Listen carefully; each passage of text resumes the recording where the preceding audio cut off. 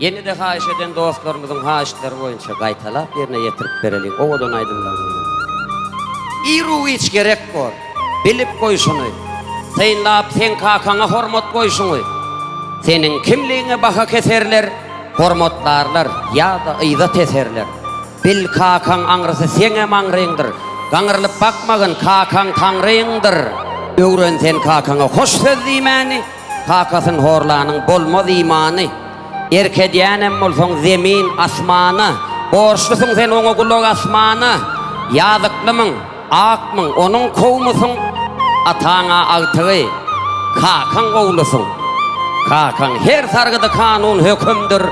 Çağaların şakan, kakan kökündür.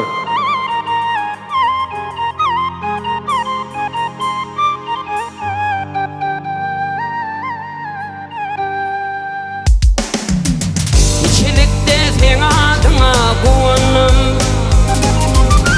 Ulalamam abrayına dayanım. İçilikte sen adına kuanım. Ulalamam abrayına dayanım. Bakansan adın bilen beyin atsan.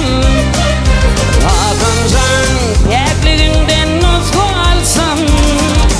Bakansan sen adına dua kılsam. Bakansan sen vefalı oğlum olsam.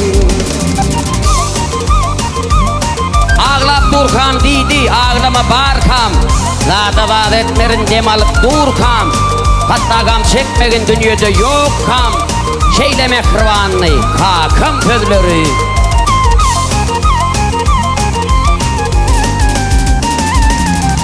İlişinne yedirdin sen giydirdin. Kanlığının beğenirdin güldürdün. İlişinne yedirdin sen giydirdin. Kanlığının beğenirdin güldürdün. Bakamsan adın bilen beyin alsın. Bakamsan pekliğinden nusku alsın. Bakamsan sen adına dua kılsın. Bakamsan sen vefalı oğlum olsın.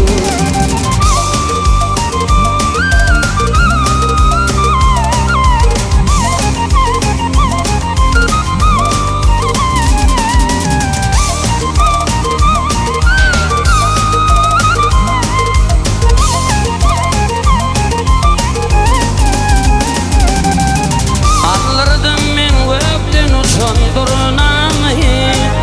Bakamsan getirdim men armanlı.